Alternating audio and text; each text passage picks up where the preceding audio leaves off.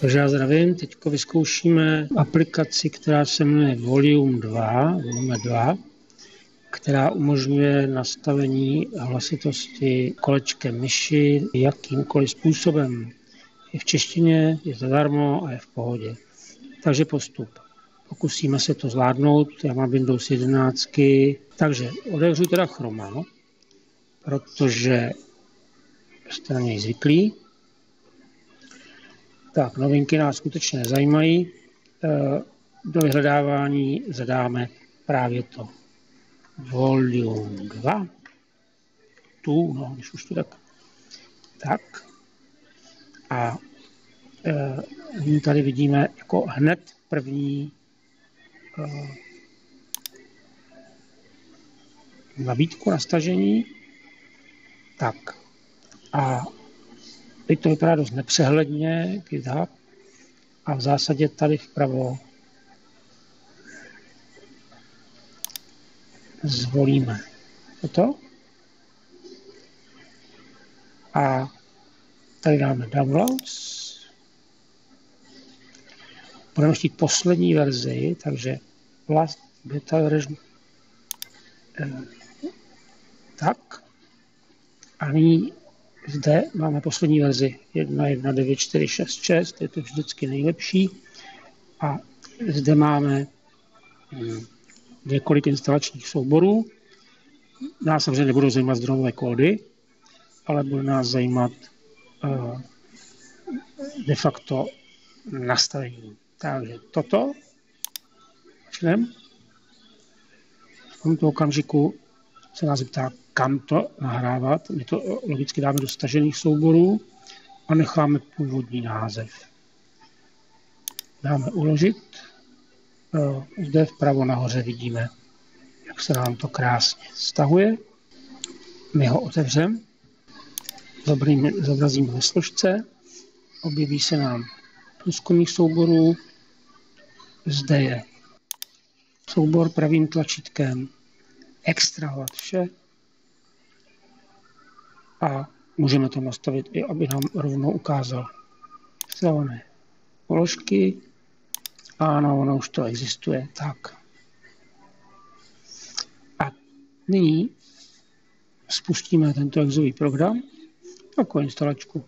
Takže dvakrát pravým tlačítkem, který znáte, bohužel v tomto okamžiku jiné jazyky nezná, ale jinak má spoustu.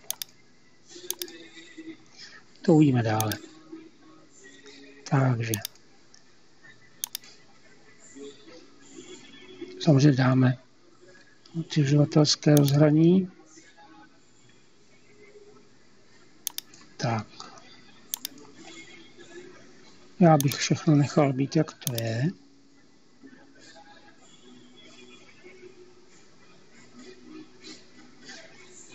Necháme to být.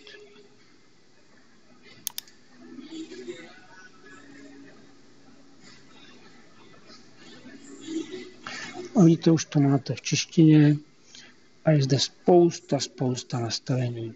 Takže já pozavírám ty v celku zbytečná okýnka předtím a to máme trošku čistější. A nyní zde máme spoustu nabídek. Takže já bych to asi všechno neprocházel, zvukové zařízení je jasné, výchozí nejlepší, jedná se o to, co to bude ovládat, jestli nějaký konkrétní výstup, anebo to, co implicitně Windowsy v tomto okamžiku mají nastavené jako výstupní zařízení.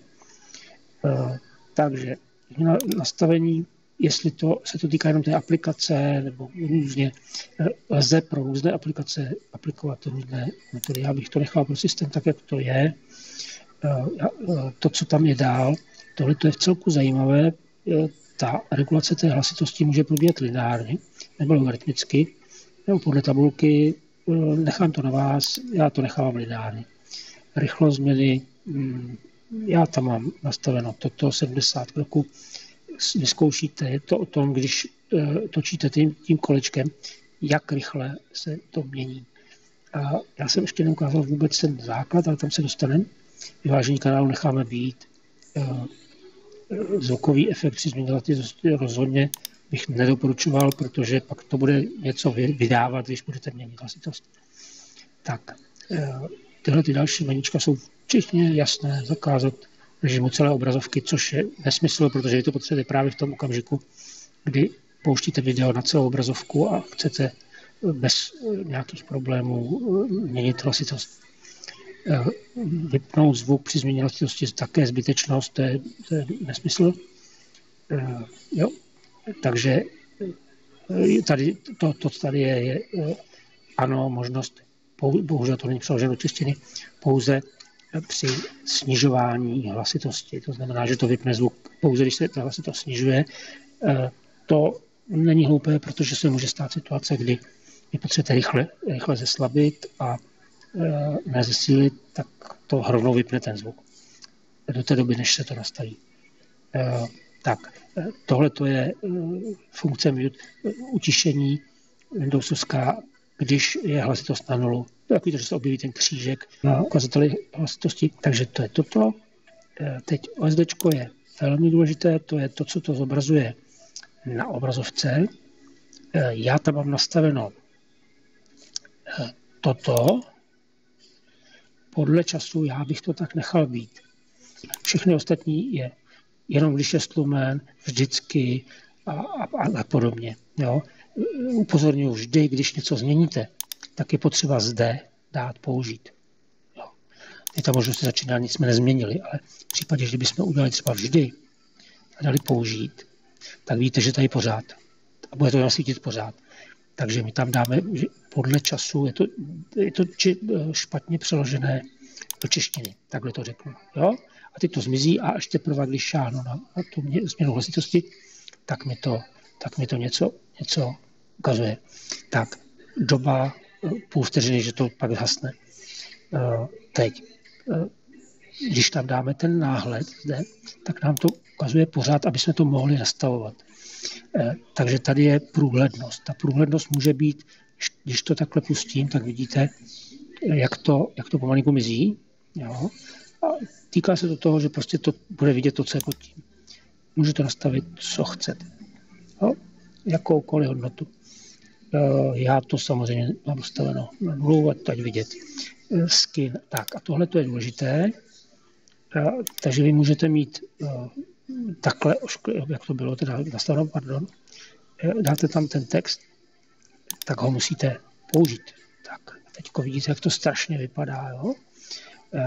Nebo tam dáte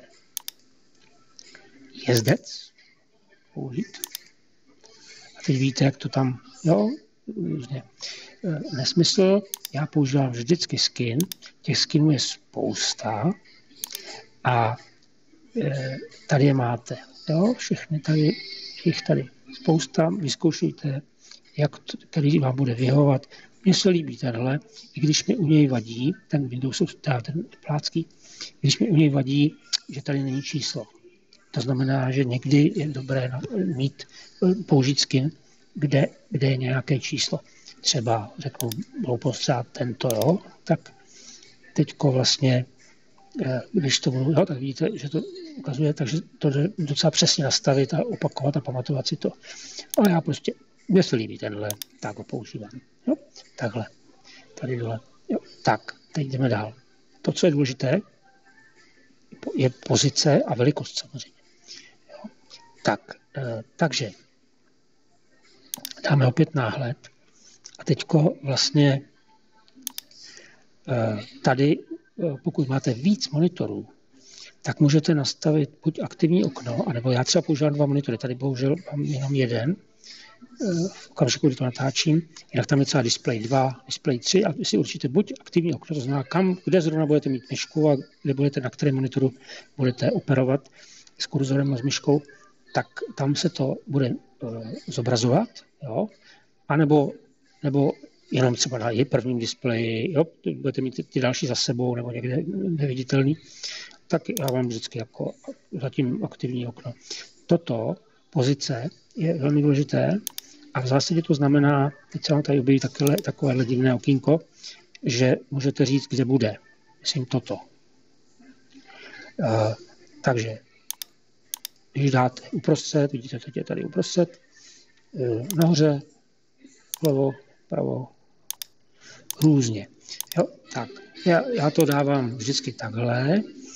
A teď ale další věc je, že v okamžiku, kdy máte puštěný ten náhled, tak s tím můžete hýbat. Co dáte, kde chcete. Že pro mě třeba tím, že já tady mám ze spoda vysouvací lištu, tak aby mi to tam do ní nezasahovalo, tak si to tak jako nastavím po svým. Jo, jak normálně chytnu levým a prostě s ním hejbu. A pak samozřejmě můžete koordináty číselně. Tak a teď toto čísilko je velikost a to je dost důležité. To znamená, že vy, když to budete chtít zvětšit nebo zmenšit, tak to tak prostě bude. Jo? A pak ho teda umístíte. Jo? Takže to se mi zdá velmi dobré.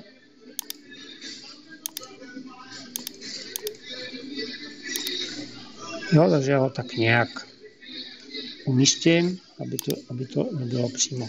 Jo? Tak a oka použít v každém případě. Jo? Tak a tady tyhle ty číselka jsou právě nejlepší nastavit takhle ručně.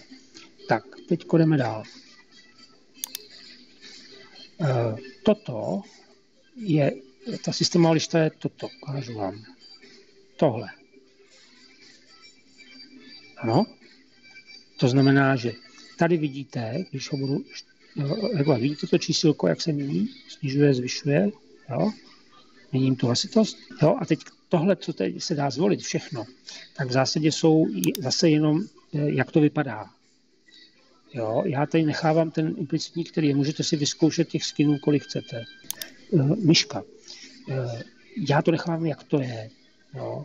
A tady se dá nastavit to, co to vlastně má dělat, dvojklik, nebo se všechno moží. Já to nechám, jak to je a ono to funguje. Tak, teďko. Okraj obrazovky. Tohle je velmi důležité, protože já to nastaveno mám, ale není to nutné. Takže když se zaškrtne změna hlasitosti při pohybu myši u okraje obrazovky, tak to vlastně ukazuje, určitě si který okraj. Takže já jsem tam mám horní a způsob ovládání kolečko myši také lze i pohybem. A to v zásadě znamená to, že vy, když takhle vyjedete nahoru, tak vidíte tu linku, jak se tam objevila. A teď, když šteluju tu hlasitost, tak se nám tam mění, jo, ta lišta. Můžete nebo nemusíte to použít. Je to příjemné, to prostě, jako vyjedete nahoru a točíte kolečkem. Jo? Tím prostředím na myši. Jo? Takže to takhle funguje. Vždycky se tady dole objeví i samozřejmě ten. Jo? Ale je to takové v pohodě. Jo? Je tady nějaký víc možností není. Klávesnice nechme být, nepoužívám. Tady nic jsem neměnil, tohle jsem taky neměnil. Jazyk samozřejmě čeština, ta se nastavila sama a to je tak asi všechno. Takže v tom konečném výsledku je to tak, že se startuje automaticky po startu a tady ho máte. Jo? A teď máte možnost, když to řeknu úplně hloupě, nastavovat. Buď tak, že posunete teď v tomhle okamžiku, třeba budete vypuštěný film, můžeme předvíst, takže pustíme nějaký, já vím, něco. Tak.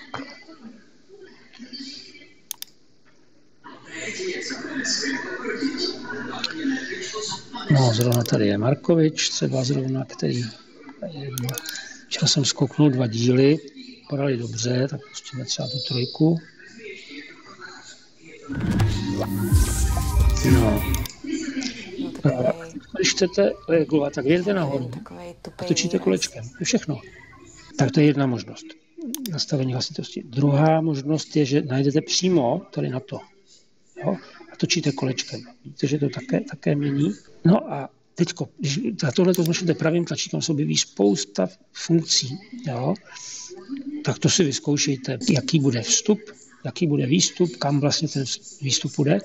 A úplně maximum tohle, když odklepnete, tak se vás zase objeví zpátky tohleto veškeré nastavení, které je jako docela chytré, ale jako moc změn tam není. Vyzkoušejte to, stojí to za to, budete to používat 1000krát denně. Je to v češtině zadarmo, bez reklam, bez jakýchkoliv problémů, tak se mějte krásně a zatím stop.